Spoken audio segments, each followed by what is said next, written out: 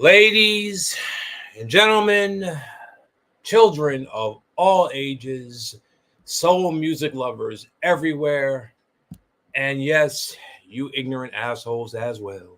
Welcome back to the Rap Sheet podcast where creatives and culture meet. Make some beautiful noise right about now. Here we go. Uh, if I look like I'm half alive, half whatever, is because my wife had to wake me up because it's sleeping on the couch downstairs. I don't know if that couch has magical powers, but it always makes me fall asleep. And so while I'm sitting there like this, my wife's like, you gotta be somewhere. And I'm like, oh. So I quickly ran upstairs and I was like, oh, CoCo, shit. All right, see you later. So here I am, kind of half awake, but we're gonna still get through this because I have a friend in the vibe chair today, and I mean someone I actually know. We met 14 amazing years ago, where her and her 54 weeks crew was in the New England, Boston area. I think they were doing shows and they just happened to be there. I don't know how we even met, to be real honest. You're going to have to remind me on how we initially met, but for whatever reason, I am glad we did. And the very first record I heard from this lady, she took on the crazy task of using Jay-Z's public service announcement. Yeah. And she really just was like, whoa, y'all hear that? Like, yeah, recognize a lady, yo. What? That was the name of the record, by the way. And I immediately just gravitated towards her, and I was able to meet her and the entire 54 Weeks crew. It was just a blessing that all of them were just so talented in their own unique way. Well, 14 years later, I get a quick Instagram message saying, yo, Dad, here's my latest joint. Please listen to this. And I don't really do well with new joints from people that I really don't know, even though I'll listen to it anyway. But when I saw who it was by, I was like, oh, I'm listening. Okay. And I didn't know what to expect. And then the minute I heard it, I was in my car. I literally pulled over where I was and was just like, whoa. And then I played it twice. And then I replayed it a third time. And then I instantly hit her back saying, yo, you have I feel like I was roller skating again. I feel like throw me on a roller skating rink with an afro, some bell bottoms, a cool, shiny gold piece chain, and very funky Isaac Hayes. Yes, man. John Shaft like gazelles or something, because I'm ready to. That's the vibe that I got when I heard this record, and I told her, I'm like, you have a hit on your hands. And then we just got to playing catch up. We spoke up. We talked about her husband, Colin, who is someone I also know very well, and she just was in very good spirits. So it's only right that 14 years later, I get to welcome back Atlanta's finest, Hey. someone who I think embodies what soul music really is and embodies what it means to be an MC that doesn't have to show boobs or talk about certain things to get her point across. And she is a good looking lady. I mean, her husband can attest to that, but she doesn't have to go that route to let you know who she is and what she's about. And the only other way to really describe her, and this may cause some controversy out there, but so what? Standing in front of me, sitting in front of me is the original. Hey. The first. After her, there are only Xerox copies. This is the E pluribus unum. Out of many, there is only one. CoCo Jones is here, ladies and gentlemen. That's right. Yes. That's right. Yes.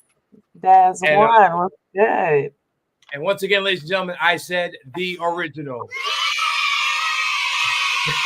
That's right.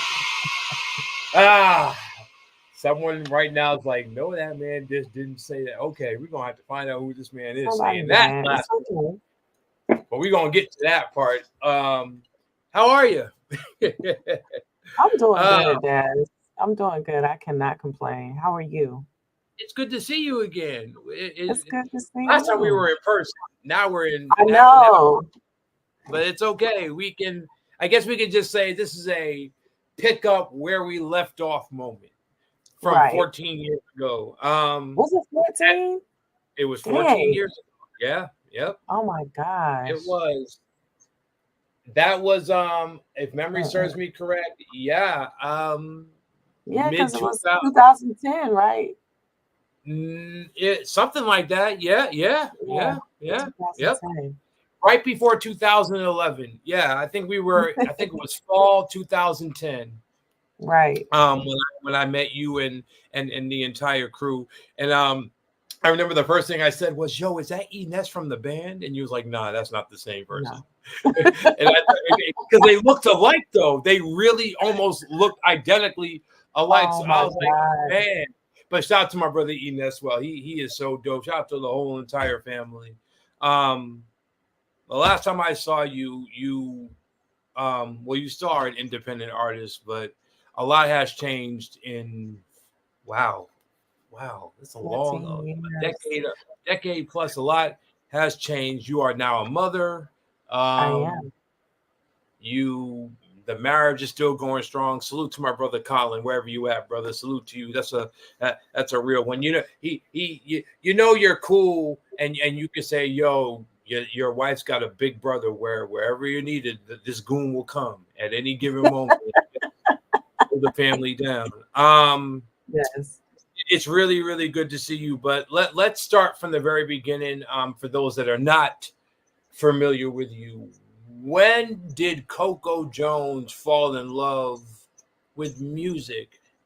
Do you remember what song you heard? Was it a video you saw, or was it just something you've always wanted to do with your career as a professional? Let's start right there. Okay. So, I say I fell in love with music.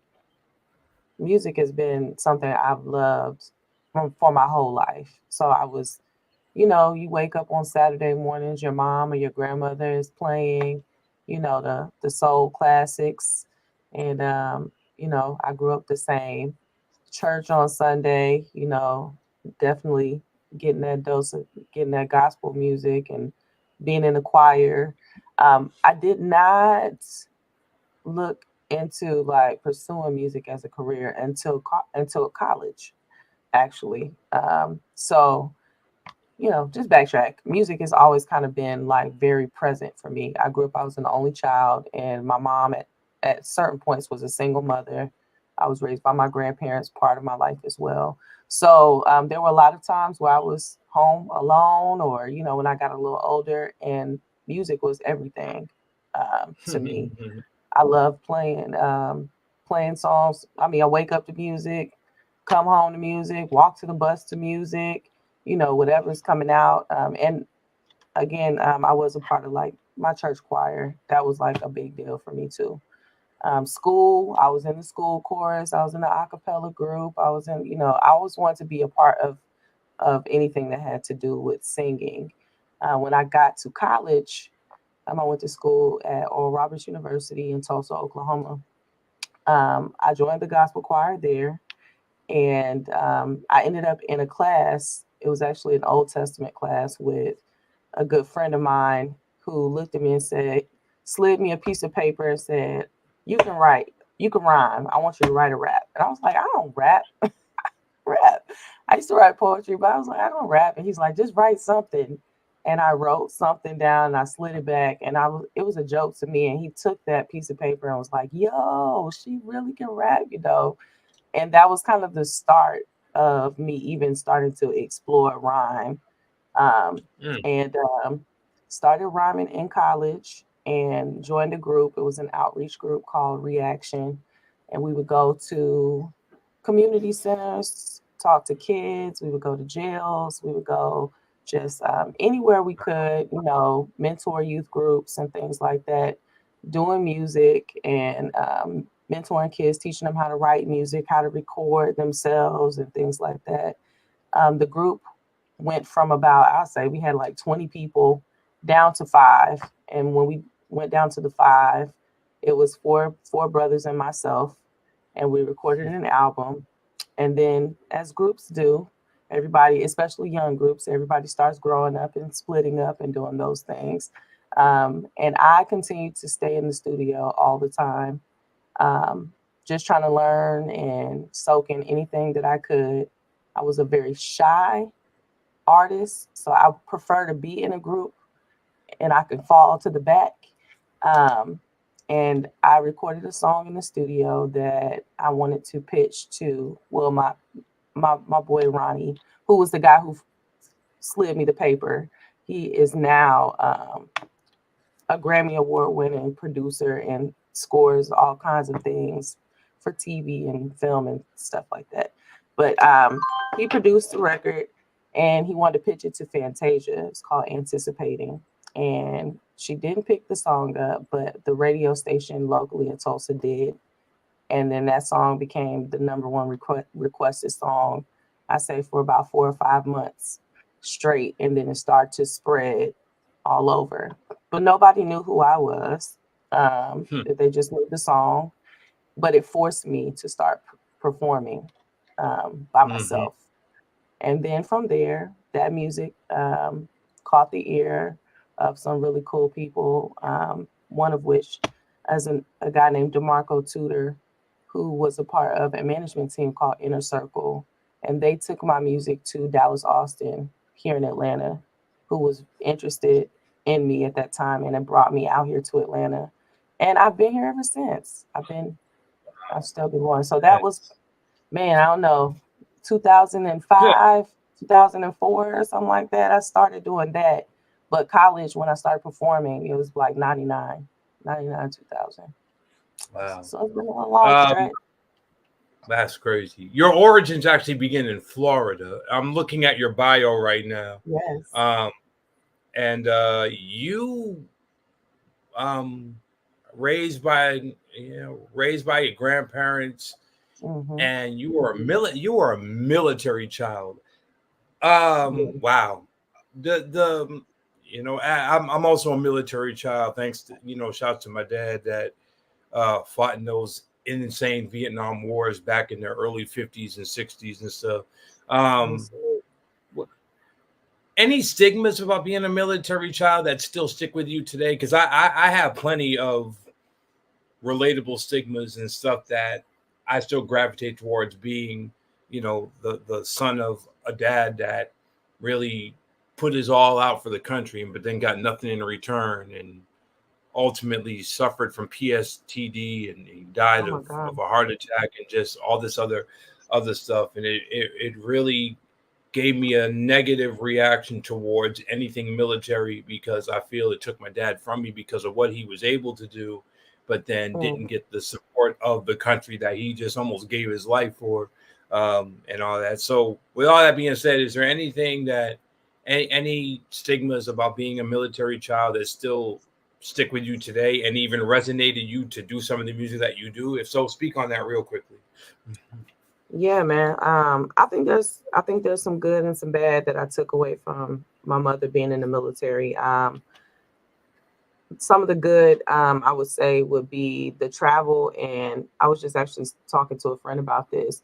I think that, and Colin, my husband, I was telling them, I really do think Mhm. that being in a military family, and having, if you have to move and relocate, it could be a lot for a kid, but at the same time, it has really afforded me the opportunity and the wherewithal to, like, to connect with anybody. Like, and Yeah. you learn to adapt. You learn to adapt quickly, and you meet all kinds of people. You meet all types of people, every walk of life, different cultures, different ethnicities. And so I think that's a positive. As far as being a military kid, my mother was very strict. She was straight military on top of just already being kind of like already strict. So, and I'm Mhm. a creative, a very free spirit, so that would always kind of be like a, bump heads kind of thing. And I do think that with the moving around, I think that it also really made me more of an introverted kid at times, which is where I think I connected with the creativity because a lot of times, it's in solitude that you end up really, finding your pen game and you Yeah, start writing. It's either one or the other. It's like solitude or you're around people who are doing it and they're like, come on, do it. Or maybe both. But for me, I think it really did start. Again, like I said, it would be a lot of times as a kid growing up, I would mhm, be by myself. And what would be there would be my radio, my boombox or whatever. I'm turning on my music. Um, right. so um I will say too, like I know the my mom my mom suggested me joining the military, and I think because of the negative things, I was like, negative. I'm No, not doing that. But looking nope. back, it's like they had, they had hella benefits and things like that. That as an adult, now looking back, it's like, man, that could have been beneficial for me to Yeah, slide through there for a little bit. I do think the branches make a difference too. I think with some positions, some people catch the bad end of the stick more than others. Some people are sitting in the office. My mom was in intelligence, so she did work an office job most of the time. But the swing shifts and the long hours and those types of things, they definitely take a toll on a military kid. So I don't that is know. crazy. That's real. That's my Um, experience. so let's fast forward to you meeting Dallas Austin. For those that don't know who Dallas Austin is, I mean, if you don't know who Dallas Austin is, I can't begin to even tell you the list of credits that this man has. I mean, Right. from TLC to Darnell, I mean, to the whole of Face roster at one time or another. But Dallas Austin is just really a timepiece of, I guess you could say, the Atlanta, Georgia folklore, if you will. Um, what's it like working? What was it like working with such a powerful person like that with the projects that you were able to collaborate with him on? For those that are not familiar with Dallas, just describe Dallas in a nutshell. And So does that Dallas was relationship go? And does that relationship still go on today? You and him. Well, me meeting Dallas, it wasn't a lengthy time, so it was Mhm. short lived. But I would say he's one of the coolest people I have ever met. So this is how it went. I was super nervous because they took me there like, okay, we're gonna take you in there. He's interested, he likes your music, and you're a young artist and you want to get a deal and that kind of thing. Yeah. And so Yeah. um, Right. I go to back then he would work out of a studio called Darp, and it's a very well known studio from back in the day. And so, my team they get me already. They take me to Darp, and remember what I said. Like back then, I was shy and I didn't like performing in front of people. Definitely just standing and singing in front of one person. So I was shaking and Mhm. we walk in the studio, and when you walk in Dallas's studio, on the walls, so all those people you're just talking about. So like, you got the TLC like plaques, you got the Usher plaques, you got all the plaques like on the walls, right?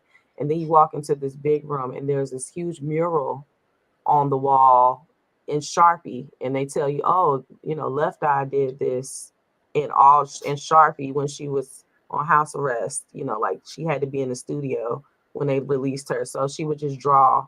And when I tell you, it was ridiculous. So all of that, and I'm like, oh my god, I'm about to go into this meeting. Walk in the meeting. Dallas is in the studio. He got lava lamps on. I mean, he's very Jimi Hendrix ish, like guitars everywhere, low lights, like all of that. And he's like Wow. playing my first album, Super Soul Sister. And Wow. he was like, yo, and he's like, you remind me of, he was like, back in the day, he was like, my aunt, she was like young. But everybody got the young aunt. He was like, I had my young aunt, and she would drive in the drop top Cadillac, and she had the afro, and he was like, this is what this, he was like super hype. And I thought I was gonna have to sing, and we really just sat there and we vibed to my whole record, my whole album. And then he had somebody play it back, and we just chilled. From that Wow. day, I worked in dark and recorded a lot of my music that I ended up putting on my album, The Reset, was recorded at dark.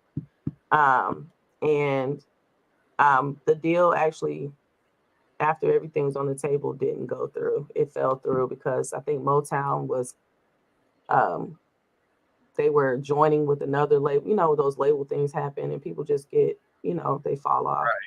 Mm-hmm. But I saw him, like, I think at Atlantic Station, maybe like a couple months later, and I see him around, and he's like, "Yo," it was all good.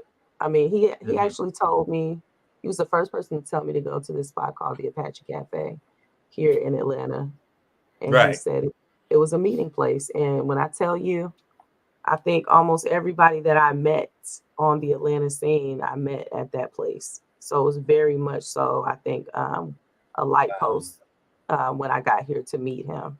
Yeah. But he's super Crazy. cool, man. Super That's cool. great. Okay. All right. Shout out to Dallas Austin. I still would like to Shout out meet to the man one Dallas, day. man. It's been a while. Definitely What would up, love to meet Dallas? him, man. Absolutely. Right. Um, you were able to be a part of some, and I'm reading your bio as I'm hearing you talk, and I'm seeing a lot of things that just was like, wow, you were able to do this. The re- I'm not a fan of reboots, so I have never watched the Wonder Years reboot. I'm Yes, still man. afraid to watch the Wonder It's so Years good. reboot. It's so good, Daz. It's so good. I promise you. Uh, You gotta watch I it. You will like I it. can't. Okay, for anyone that knows me, I am really, really particular when a show gets a reboot because I feel so well that the classic, the original was so good it doesn't need to be retouched, and the No, I original got Wonder you. Years was just so perfect it didn't need to be redone. I So this still is have what they do though. Look, they don't redo the Wonder Years. Like, so it's nothing of that story. Like the Fred Savage character, all that, they don't touch any of that. This is another family in that time from a young black boy's perspective during that time. And it Mhm. is very, very well done. It's very well done. Yep. You're only Just saying that try because it. you're only saying that because you lended your voice to it. I get what you're doing. You plugging yourself. I get it. I And only no, I only you're tapped in supposed on to one. say that. I only tapped in on like 2 episodes. No, I Hey, benefit not. Like, it's I okay. mean, You're maybe a supposed to little say bit, that. not a You lot. have you have some stock in this, so I It get really it. is. You're supposed to Oh say my that. She is goodness. saying the right thing. I get it. I No, get it. Uh, that's it's so funny to funny. say. If you're just tuning in, ladies and gentlemen, we have the original Coco Jones holding down Florida, holding down ATL. No. All jokes aside, how did you get to be a part of the sitcom The Wonder Years? How did that happen? How did that go down? Mhm. So man, I'm gonna take it back. The dude that Okay. slid me the piece of paper that told me to write the rhyme in the very beginning, that's the Yep. dude that produced my first album, and who actually, him and his partner are responsible for the music for the Wonder Years and a lot of Nice. other Okay. shows like Power. They're scoring.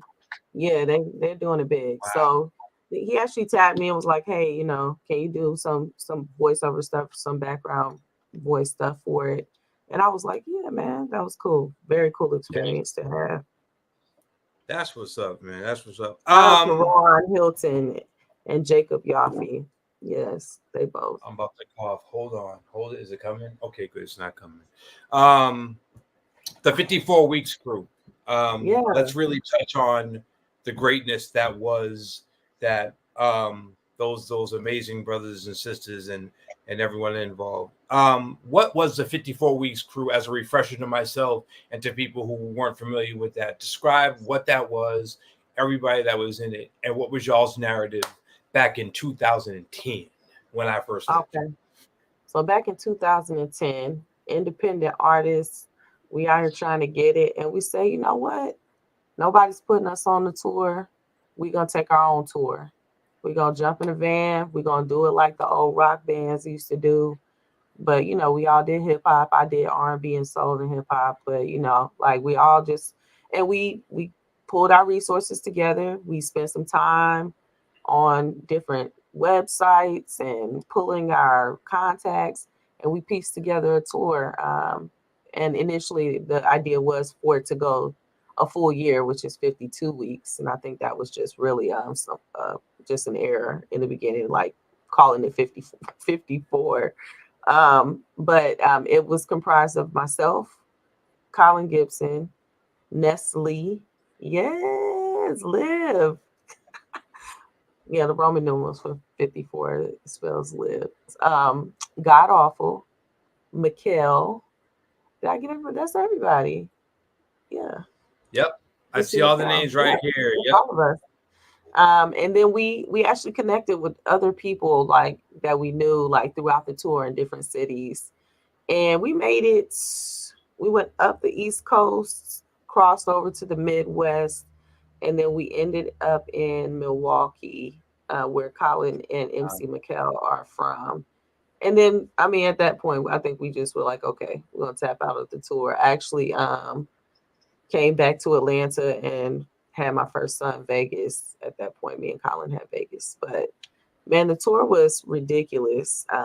And that's where I met you. But I'm trying to think. I want to know if I met you through Reggie.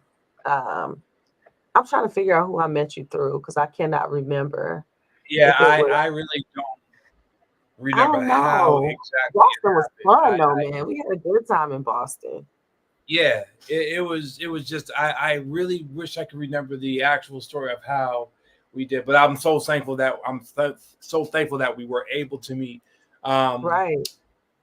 what was what did you learn about that touring experience that would further develop you as an artist here in 2024? What were some of the learning lessons that you and Colin and the rest of the crew really took from that experience? Because it's very hard to tour like if you're New Edition that the whole world knows and you're still doing tours because people are highly in demand, but it's also a beast of their magnitude. But you as an independent artist trying to just get a fan base even or growing what was already there. Um, Right. as someone that's not really in that spotlight like a New Edition is or a BBD or someone that you look up to that have raised you to be who you are, what were some of the fun points that you took away and what were some of the challenges from that tour experience? Okay. So first thing, I think that well, I can speak for myself, but I think we all did get it. Is just the work and the grind that it takes. Like you can sit around and you can say, you want like back then it was a thing to try to get a deal and that and this and that. And after kind of being in a position to have one and all that, and then it not being there, and a lot of artists want management and you want a team and you want all of that, but you have no idea what it takes to do those things. And we were booking agents. We were concierges. We driving ourselves. We're wardrobe. We're all the things, everything. We're promotion. We're like graphics. We're doing all our own posters. We're finding out where to print things. We're getting our stuff duplicated. Like I mean, and even just the booking part, like doing the research. Because even as an artist that's not a major artist, there are venues across the country that book local acts, that book artists to come in and perform. Yeah, And that's there are true. venues that are live music venues that have bands and people come play all the time. So it's possible, and I think it's necessary to not only have an appreciation for what you're asking for from other people, but I also think that you can't really like ask somebody else to invest in you what you're not willing to invest in yourself. So that was like Mm. the main thing behind doing it. Um, I also learned too that sometimes like what's writing your Rolodex or writing your phone, like the contacts that you have, it's like when you don't ask or you don't try to connect with people that you have already connected with, you do yourself a disservice. There were so many places that we went and that we stopped that we didn't have to. I mean, we were taking well like care of. Like when we came to Boston, um, my sis and maybe it was Lyric because Lyric Jones is like a little sister to me, right? And so Yep. Lyric is I'm from very. Boston. And Yep. so she was like, "Yo, I'm gonna connect you with, my boy. He's a promoter out there, and she connected us with him. And I mean, when I tell you, when we got to the venue, like food, everything laid out, like we met up with you, like great energy, great people, and it's like, man, like there are really people I think that are still out there that really love music Yeah. and they still are Yeah. doing it because they love music. But sitting at home and waiting on somebody else to pick the phone up or a post or something like that, like you may not ever really find that out. Yeah. Challenge wise, I think I think it goes back to all those things too because it takes finances, right, to fund. Um, I mean, you can do a lot with resources, but I think the questions are at that time it was okay, are we willing to sacrifice for what we're trying to do? I could be going out and spending money at the club or I could be doing this or that. Like, you know, am I okay with, not doing that and actually putting that time and my money into, the things that we need for the tour. So, man, so many good times that Mhm. man, when I tell you like just traveling like that with no cares, like, just Right. going just for love. Like I think we went to Connecticut where God Off was from and we were planning on staying for maybe I think a week. And Hmm. there was I remember one spot we went to, like they ended up naming drinks after us. Like we ended up staying there for like a month and some change because they just kept inviting us back. Like it was just cool. We Wow. met some people there. Like we just had a good time. So tour life is everything. Like, I mean, learning now, it's like, okay, being older, Yeah. I do a short run here or there. Like, but that I think was really a foundation, like to build on and you can Right. see like, That's yo, what's we up. could do this. So That's what's yeah, shout out to the independent uh artists. indeed. So this next question I'm gonna ask is probably gonna make you blush a lot because you just spoke about happy times. Yeah. And let's talk about happy times with Colin. Hey. How did you and Colin first meet? Just aside from the music stuff, which we'll get into, how you all became to really partner up music wise, but how did you and Colin initially meet and start what you all have today? Let's give Look, this man some love flowers. Come on. he calling me right now. Can't see. Yeah, Yeah. yeah, put him Hold on. on. Put him on speakerphone. Yeah. Put him on. Hey, I'm sitting online talking to Daz right now. He just asked me about you on the interview. On the interview, That's he's the wanting bot. to That's tell our story. how dope. Hold on. He can hear you. Ladies and gentlemen, wait a minute, wait a minute. This is such a beautiful thing. Let's take this time right now to say hello to this brother, someone that I can definitely call family as well. This is the better half of my guest at this time. Please make some beautiful noise for Mr. Colin Gibson in the building, brother. What's going on, man? Hey, As you do can't a hear good him. intro, man. Good Lord. You make a brother Hey, feel man. loved. I harness my inner sway. I gotta harness my inner sway. I was just talking to your wife to say, how did you two initially meet? Just aside from the music, just more on a personal level, what was it about her over time that made you say, you know what, I'm gonna be your husband and you ain't saying no, and vice versa, I'm gonna be your wife, you ain't saying no. When did this start up? So I'll tell you the story I tell everybody else, and I'll tell you the real story. The story I tell everybody Okay. else is I was on stage, and she saw me, and she just chose. I was up there doing my thing, and she was like, that's mine. I'm going to have that. But no, I mess with her about that all the time, acting like she was just that enamored. But the reality of it was, we just vibed over music, and then the vibing over music just turned to vibing over life. So, Nice. and with everybody and everything. You have your ups and downs. You have your goods and your bads. But over all these years, we've always managed to come back and hold each other down. So that's just what it is. Right. That's amazing. CoCo, you want to add to that, or give Yeah. Colin some flowers? Go all in. Look, he wrapped it up. That's pretty much what it was. He gives his story. I tell mine. I say, he chose. You know what I'm saying? And then he trapped me. Whatever. But no, That's probably accurate. but no, for real. I'm so It was dead. definitely, you said outside of music, but it definitely, music was the catalyst. Yeah. And I can, we can go. I could tell you how I met Colin. I met Colin at a competition he was in, and I came with a friend. And he Mhm. said, "What up, folks?"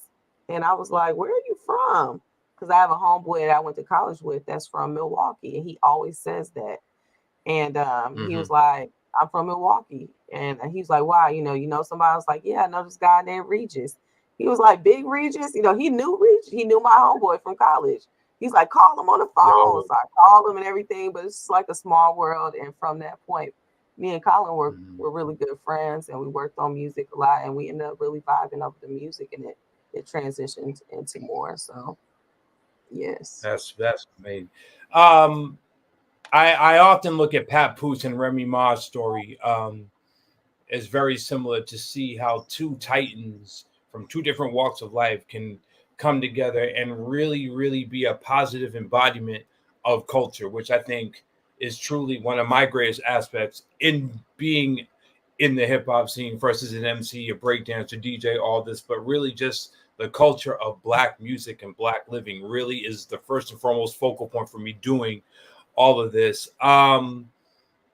Since you guys started doing this thing professionally and then personally becoming who you are today, how important is culture, both professionally and personally, to you, to Colin, and to your kids that you're raising up in this crazy, horrific society that we as Black people have to live in?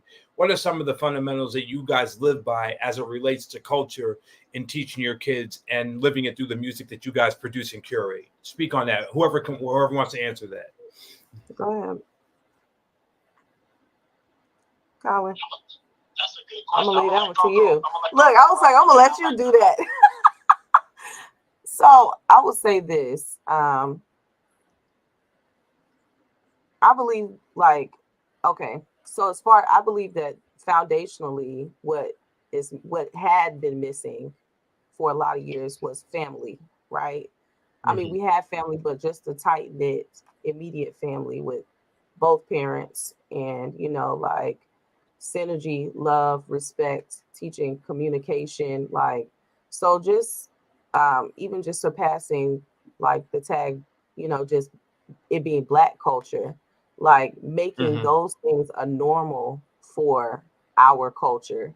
I think that has been really the focal point that me and Colin have really had for our family and for our sons, Mhm. because we both grew up not having our fathers. We both grew up in broken homes, our grandparents raising us, for part of the time, and so it was really important at all costs for us to change that narrative so that our sons can grow up and perpetuate excellence in Black culture and Black family. I think, and so, I mean, I know that it kind of goes off topic for music, but I think the focal point switched for us, and it wasn't so much about the music as it was about the family. Now, Mhm. because of who we are, both of our sons they both do love music, and even though we didn't make it the focal point, like our oldest son, he raps, he writes. He's actually very good naturally at it, and it was interesting that he started to veer towards that because we haven't pushed them to do those things. They just naturally grow towards it. Our younger son, Vaden, he plays drums, he sings, they both can sing. And as they get older, they inquire about doing things that have to do with music. And so I think that at a base level, when we as people are more solid, it will positively influence culture, influence Black culture, influence our music. So that's my answer on it. That's my take. What do you think, Colin? Colin, you want to add to that? I would add to that just normalizing communication. I mean, I know you said communication being a factor, but normalizing it where, when we grew up, it was you just do it and you just say, and it just is what it is, basically, is the bottom line. And for certain things, that's how you got to be with kids. Like, kids are going to question things or they're going to have things that they push back on. But when you normalize the communication, it makes it so they can come to you about a lot of different things, even communications and conversations that aren't even comfortable. Because, like she said, neither of us had our fathers there, so conversations about growing into a man were conversations that I had to have with cousins or with friends or with whatever. But now I'm starting to have those conversations with my sons and navigating how to make it both a comfortable space, but also not, sugarcoat it too much. Like, it's one of those things that and I think it's generational, that our generation as a whole is kind of starting to treat our children that way, like they're young people, because that's what they are. As opposed to them being property or somebody that is there strictly to contribute to the household. Times have changed, and that's not their role anymore. We want their role to be excellent at school, to be excellent at whatever their pastimes are. Like she said, I think it's beautiful that they enjoy doing music and that they're starting to get into it, but we don't force that down their throats. We let them kind of experiment with some things and try different sports and try different, hey, you want to try rap and see what it's like? I mean, one day I came home, I had been like writing a verse in my head on the way home, and I sat down with Vegas. I was like, hey, you think you can write a verse to this? He's like, sure. We sat in the garage and put our verses together, and when I tell you that boy spit some of the coldest bars to an 11-year-old, I was like, no, he's nice. Good. CoCo, you send him that song, you can put that in rotation right now. So, yeah, this is true. This is true. But yeah, so it was natural for him, and I think that having that relationship with them allows them to feel open to share that with us without being judged and things like that. So I think that's one of the best things about how we've approached raising our kids, just that communication and keeping the door open and letting them know that they can talk to us about anything. That's what's up, man. One last question for the both of you. I didn't get to ask CoCo this in the beginning. Who were some of your influences musically when you individually and collectively were coming up? Go ahead. Did you already answered it, CoCo? No, go ahead. No, I didn't ask her yet. Oh, okay. I mean, for me, like, so I've been a hip hop head forever. My mom is one of the biggest hip hop fans I know. Like this whole Kendrick Drake beef. You talk about somebody going down the rabbit hole. Like my mom, she's hip hop to the core. So I grew up listening to NWA and just like she liked a lot of West Coast back at the time. But then once that Nas Stillmatic came out, it stayed in rotation for them. Like I grew up with hip hop. As far as like when I first started rapping, I started gravitating towards like Talib Kweli's, but then I also love DMX. I also love Jay-Z. I also love, I had a nice mix of hip hop I liked. And then my mom also was a singer, so I sang in musicals. I enjoy R&B. I love, like Music Soul Child and Alicia Keys albums, the early ones at least. You know what I mean? My CD collection was very extensive, but, if anybody who's listened to my music, it reflects in my music. I rap, I sing, I do, I have stuff that's influenced by Pharrell, and then I also have stuff that's influenced by 8-Ball MJG or UGK. In the Midwest, we had such an eclectic mix of music that it was never just one sound. So I feel like a chameleon because of that. When CoCo and I started working together, we pretty much were who we were. So it was kind of taking and mixing some of the things that I did well and some of the things that she did well and some of the other people that we worked with. And I tell CoCo all the time, I credit her with really helping me to like perfect being able to put together harmonies. Because until that point, like, you know, I could do simple ones, but when you sit there and watch how she puts together harmonies, it's like, no, I could get better at that. I could do better at that. And, you know, so she helped me to evolve my music that way. That's what's up. That's what's up. CoCo, what about you? Who were some of your early influences when you were coming up? And who are some of the people you like today? So when I was growing up, like I said a little earlier, it was a lot of soul music, a lot of well, my mom, I mean, like we had a lot of things, but I mean, you would always hear like a Phyllis Hyman, an Anita Baker, a Chaka Khan. You will hear Rufus. You're gonna hear Curtis Mayfield. You're gonna hear like the Stylistics. You're gonna hear, you're gonna hear like the Supremes. You're gonna hear the Jackson Five. You're gonna hear, like a lot of the old school soul stuff. You're gonna hear Mickey Howard's. You're gonna hear Whitney Houston's. So a lot of that has played into my love for soul music. And then getting a little older, for me, it's been Badu, it's been Jill Scott, it's been one of my absolute favorites is Lauryn Hill. And then of course, I'm a big Jay-Z fan. I love Jigga. I used to do all that all the time. Nas. When I started getting into hip hop, it would be Black Star. It would be, Slum Village.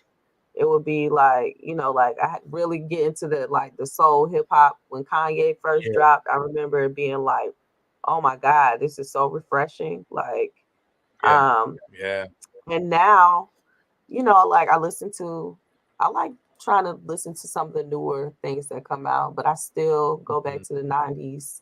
I still go back to my Biggie and my Mary J, and I still play my, my High Five and my Troop and my After Seven and my Joe and my I'll Be Sure will come on. Like, all of those. I'm a big 90s person. I feel like I feel like I either was supposed to be here in the 70s or like the 90s or the 70s. Those are my two eras. Marvin Gaye, all of that. Yeah. Well, Colin, I think you came at the right time. As always, I think you was like, you know what? I'm going to call right now because I have a feeling they're about to start talking about me. So I'm glad that you are here. Are you going to stick around? Because the next part of this interview is going. We're going to open up some things a little bit. So you going to stick around, or you gotta what you gotta do, bro? How much time you got? No, I got time, man. I'll hang out for a while. Okay. All right. Cool. Well, let's do this next part like this. I'm gonna let this play. Ladies and gentlemen, welcome to the Rap Street Podcast Courthouse. We're gonna discuss some legal things. We're gonna really open up the bag a little bit. Everything that is said here is the truth, the whole truth, and nothing but the undisputed truth, mode. All right? I love it. So at the beginning of this podcast, you heard me give this introduction, and I said that this is the original CoCo Jones. And I say that with very good intentions. But before we get into this, I just want to disclaimer it. We are not bashing anybody. We're not talking negative about anybody. If there's one thing that both of us and Colin support is we love to see our people win at any and all times, whatever platform they are on. So with that being said, we want to salute the sister who's doing an amazing job on Bel Air, who's an amazing artist in her own right. We are not taking anything away from her talent. However, there is a first person and then there's everybody else. So legally, you are the owner and domain of your name. You own it. It's lock, stock, and barrel. You have the paperwork and the receipts to back up the claim that you own the rights and the domain to your artist name. When did this, and for those that don't know the story, you can't really talk about it a whole lot, and we understand that, but just give a little insight as to what is going on with the, how can I say, the terrain is rough with your professional name. What is going on exactly, and where are you currently at with it? For those that don't know what's going on. Okay. So there's another artist that has the same name, CoCo Jones, and she's doing her thing. She's been doing her thing for a bit, and there've been like basically just some conflicts in the market as of late because she's older now and she's doing adult contemporary music, R&B, soul, which has kind of been where I've been residing for a while. And so, but yes, I am the rightful owner of my name. I Mm-hmm. do have first use of my name. I started using my name probably before she was able to really perform, and still using that. And so we are in the process of trying to figure how that's going to work going forward. Yeah. Mm-hmm. Has there, do you find it, and Colin, feel free to just chime in whenever you want to chime in. I have never seen a situation like this where, because in the past I have seen situations where artists would have to change their name. I think one of the biggest ones was Common Sense. There was an actual rock band that had the name Common Sense, and they came out before Common Sense came out as an MC, and he fought like the Dickens to try to keep the name, but he had to eventually drop the sense and just keep the common, because there was someone in place before them, and he went about the right way and everything. Your situation is not so the same, where um, the other side is really trying to get you to change something that you originated first. Um, how has the journey been? Because I know they I can't say too much, but I know they have reached out to you to try to persuade you to, and you were not falling for it. And I told you I don't think you should ever give up the fight, because if you were the first, you should always be the first.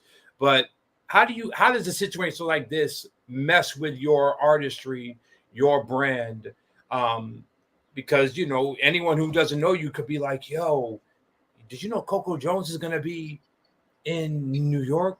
We gotta go. And then they show up and it's not who they thought it was. Has scenarios like that already played out? And if so, how do you navigate and deal with this to try to separate yourself from the mess that you are dealing with? And what's the final outcome going to be? I mean, I know you can't talk about everything, but whatever you can talk about, please just inform me and my audience, because this is an unfortunate situation, and you're not trying to be the bad guy, but you're trying to stand your ground and be like, look, I'm sorry, I was here first and I'm going to be here after. So where are you currently at in this situation, and how do you deal with the narratives when complications come, like fans thinking you're who they want it to be, but then they find out that it's not? And is it a win? Because they may not even like it, they may even like your music, who knows? But what's the situation you're in right now, and how do you deal with these obstacles when they are present? Well, I think that well, first thing, in regards to like my music and my audience, I think my biggest deal that I was having issues with was, like, for instance, my Instagram page that I've had for years, posting all my content. It's been specifically my content. My Mm-hmm. page was disabled. It was it was canceled by the Meta platform because I was reported for impersonating a celebrity. And so of Wow. course that would be her, but I'm not impersonating anyone because I'm using my name, right?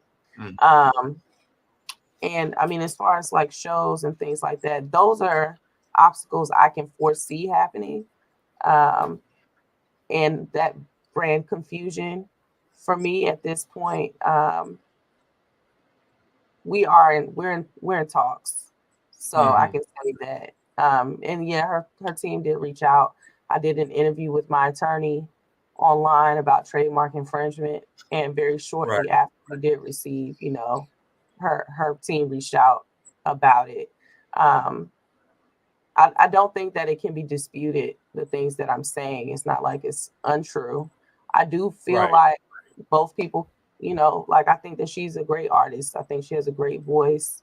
I think Mm-hmm. the two can be true at the same time. Like she's a great artist, but she is using a name that I own. Mm-hmm. And if you own a brand, you own something, and somebody else is using it, and it's preventing people who are looking for your brand from finding you, and Mm-hmm. there's profit being gained off of that thing that is owned by you, then that's Mm-hmm. an issue. And so, there are a couple of ways that can be handled, and I guess hopefully we can find a common ground as far as Right. what that's look like. Either way, I love music. I'm going to continue to do music, no Right. matter what that looks like, whether it's a name change, whether it's keeping the name the same, like whatever it is. I do feel Right. like that, the outcome is going to work in my favor for whatever that is, because I Right. know that what Absolutely. I do it from my heart. I do it from a place that's genuine. And, so I try not to really think too much about the complications. It can be a Mhm. little difficult at times. Um, Right. of Yeah. those obstacles that do Yeah. come up, because I don't have a big budget. I don't have a machine behind me. There's not like a huge team pushing and Right. all of those things. But they're two Right. different wheelhouses. They're two different spaces, and we're not the same. We don't make the same music. We're not the same person. Um, Mm-hmm. so hopefully we can get that differentiated, and she can continue to do what she does, and I can continue to do what I do. And we Amen. both, And in a good space. Yeah. that's what's up. That's what's up. Well, ladies and gentlemen, this concludes Rap Sheet Podcast Courthouse for 20. Thank you for our guest, CoCo Jones, one time, ladies and gentlemen. Show is not over, but this part of the show is. Thank you, ladies and gentlemen. And that is a wrap.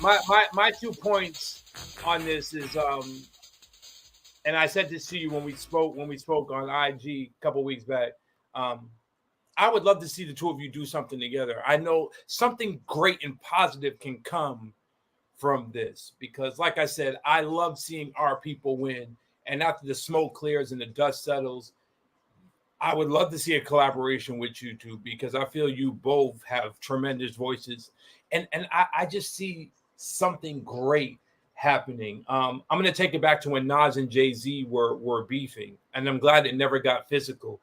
But I kept saying to myself, I'm like, one day it's gonna come where these two end up working together and become partners, and it happened. And I'm so glad that happened. I see something like that similar here, where the two of you hopefully one day will be able to work together and enhance both your brands, and it'll elevate you, it'll elevate her. I'm hoping that happens. So I'm praying for it. That's the outcome that I would like to see.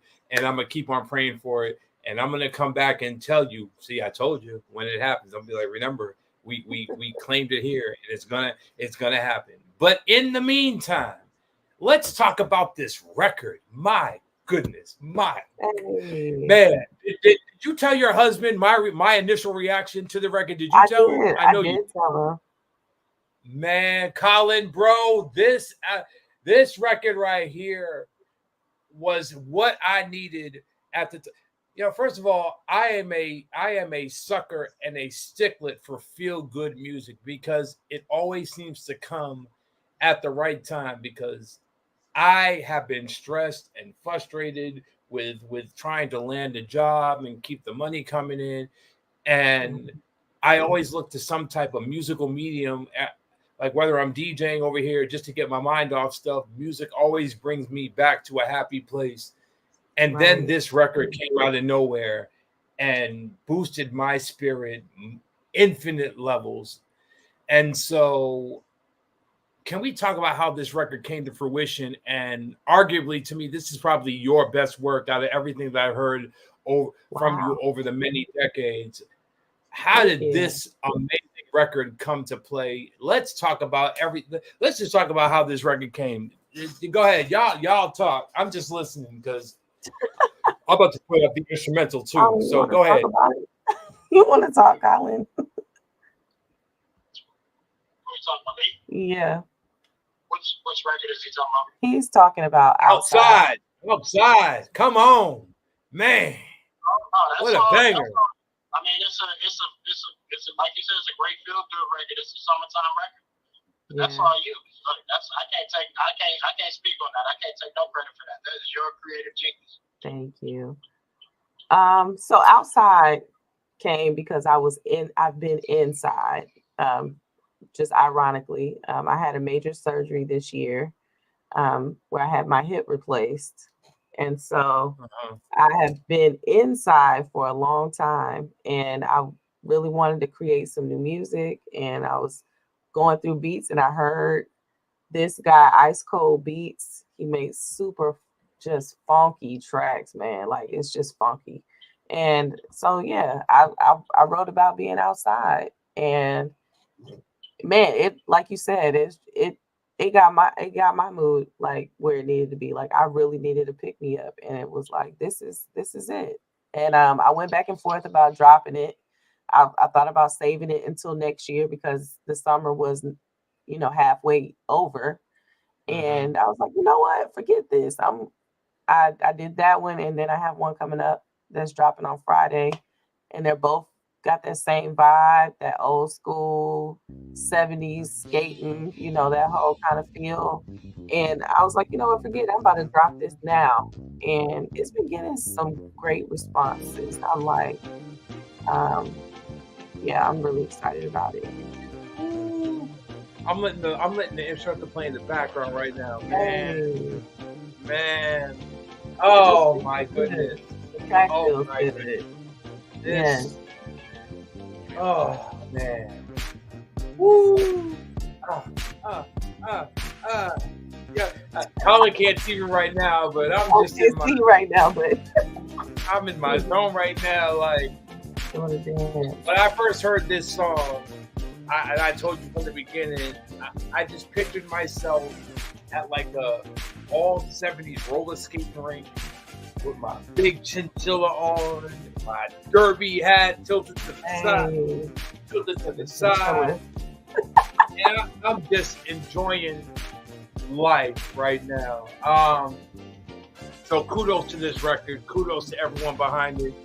Is this the start of a new album? Like where are we? Where you're riding the wave of this record right now? What is coming?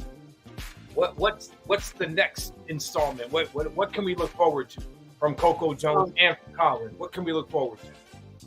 For me, the next song is dropping on Friday. It's a reprise of a song I did actually that me and Colin did years ago called "Get It Girls." But it's with new production and a new feel, so a little more grown up, and same feel good music kind of feel to it. And I think I'm gonna call the two, maybe plus one or two more, called the Summer Essentials. So I'm dropping that, and then I'll move into the fall and into the new year. We'll get rebranded. We'll get, it's been a while, so it's like, why not? What Kendrick said, it's time to pop out, right? Sometimes you gotta pop out and you gotta pop out and show, right? So when's the video coming? This record needs visuals, and I think you already know you need to do a 70s like video for this. This definitely needs it. Oh, this has Nile Rodgers and like Chic written all. Oh my goodness, man! This song right here. What? That would be super cool. I'm working on some visuals for it. I don't know that I'm gonna be able to pull together the skate party, but hopefully it gives you the feels. It gives you the summer feels and the retro vibes. So it's in the works. I'll shoot it to you as soon as I have it done, Daz. Yes, please. Please do. Colin, my man, your wife told me earlier today that you was thinking about making a return to music yourself.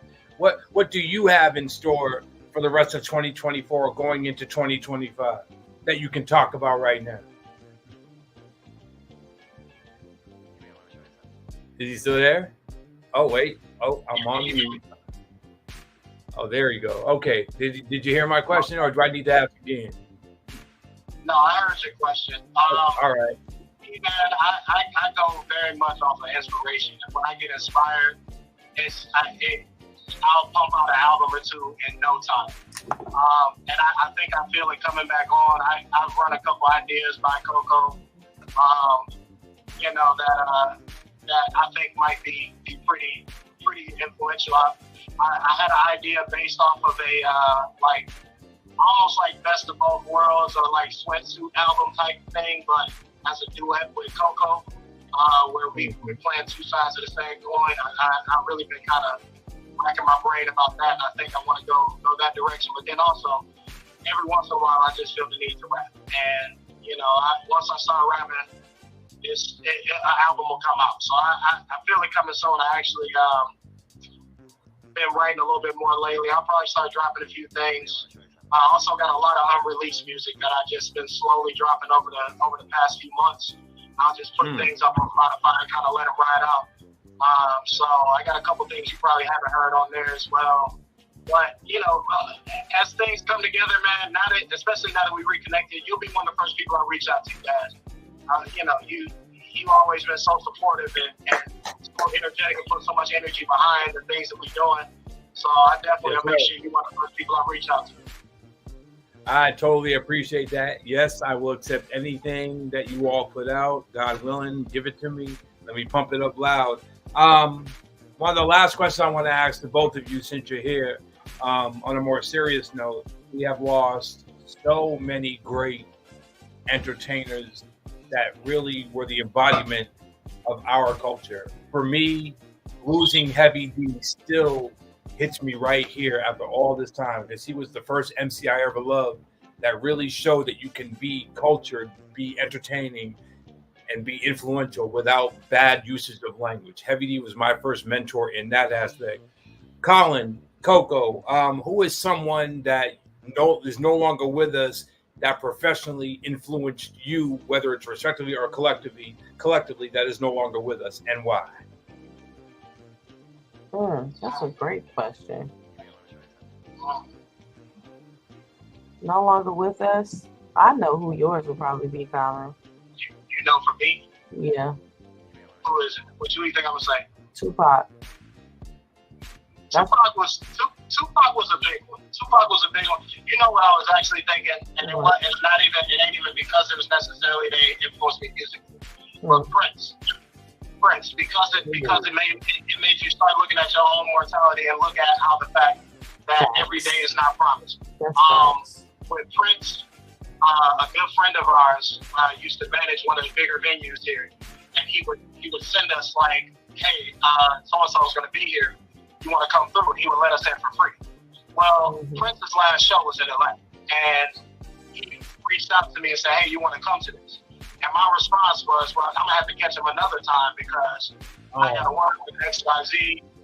And when I found out that he passed, like a couple days later, that was like, okay, hold on, bro. Like, you got to start taking advantage of the opportunities that are put in front of you. You can't just rely on the fact that somebody's going to be here tomorrow. They may or may not be here tomorrow. So it was more of it made me look at my own mortality and the way that I look at life and the day to day and realize, man, you really gotta appreciate people and you gotta take advantage of those opportunities when you get it. So I think that was probably bigger for me than Tupac. Wow, man. What about? Wow. Let's just pause on that story real quick, man. Oh, man. Shout out to Prince, man. Truly one of the greats. CoCo, what about you? Who's someone that professionally and maybe personally influenced you that is no longer with us here in the physical? Honestly, I probably have to say Whitney Houston. Okay. That was big for me when she passed away, and I think for me it's sometimes you don't realize how much someone's voice has been a part of your life and the different things until that's kind of not there, and it's like, man, like I really as a young Black girl, like she was an example of poise, of beauty. Of course, you see her life as it transitioned in her later years. You got to see the Yeah. effects of all of that going on as well. So it's like so many different levels of impact. Mm. Uh, Man, so I would say Whitney Houston if somebody is like gone, like is no longer here. I think that was an Amen. impactful person for me. Amen Yeah. and amen. Well, ladies and gentlemen, as we wrap up this great vibe session, this is the original first lady of all Atlanta independent music. Fight me on it if you want to. I love a good debate. You're gonna lose every time. The proof is in the pudding right here. The song is outside. It is on every streaming platform that you could possibly think of. Go get it. Go play it. Share it with a friend or two. All my DJs, if you tuned in, you want a copy of this, all you got to do is give me a call, give me an email address, and send me $5. Just kidding. And I'm not trying to make no money off of nobody else's name. Just, it's a great record that I think every DJ needs to have, not only just for the summertime, but just, it's a feel-good record you can play at any time, anywhere. It'll fit in with any vibe that you are on. So DJs, get at me. Or you can reach out to the lady herself, because she's going to tell you how you can find her. How can they find you on social media, my sister? Plug yourself. Go for it. Listen, if you're on IG, holler at me at coco.unapologetically. Daz has put it on the bottom of his ticker down here at the bottom for me. It's so lovely. If you're on Facebook, you can find me there. If you type in I am CoCo Jones. The same with TikTok. I am CoCo Jones. Threads. I am CoCo Jones. All of the things. And then my base is just at thecocojones.com. TheCocojones.com. But please follow me, my journey. I would love to have you. Yes, indeed. So, as we end, personally, I just want to say it was a pleasure meeting you and Colin and the rest of the 54 Weeks crew 14 amazing years ago. And to for you just hitting me up out of nowhere and just seeing the happiness that is on your face, I definitely get good spirit and good vibes from you. I enjoyed our conversations and I will continue to enjoy them. But it's just really good to see you thriving and see you winning. I'm so happy for the both of you. Now that you've got your own tribe to raise and you're still really knee deep in this music thing. You know, you had to take time off when it was necessary, but now that you're back, what a way to come back with such a powerful record like this. And I'm so excited to see what the future's going to bring for the Joneses. So let's do this. Let's do this. And anytime you need help from me, whatever it is, plugging a song, creating whatever it is y'all need from me, I'm just a phone call away. And I got y'all back whenever y'all need it. Ladies and gentlemen, this is the original, the magnificent CoCo Jones, y'all. Make some noise for CoCo once again, ladies and gentlemen. That's right. And her amazing husband, the one and only Mr. Colin Gibson. These are two very talented people. They have a huge catalog of music. Go get it. Hey, Colin, how can they find you on social media, brother? Plug yourself while you're at it if you're still there. Man, just tell them to find me on CoCo's song. On what is it? Let Me Love You. Yeah, they can find me on there. We plugging CoCo right now. This all about her. All right. Well, you heard the man speak. You heard the man speak. So with that, ladies and gentlemen, we are going to say goodbye. Or we are going to say goodbye by letting the record play. This is Outside. Feel this for a little bit as we say goodnight, y'all. That's the podcast 2024. CoCo in the vibe there. This is Outside. Let's rock it out. Thank you for tuning in. Let's go. Pamela, my chica, stamina, my face is beating like my baby in the morning. Bye, YouTube. We're going to sign off. See you next time. Yes, sir.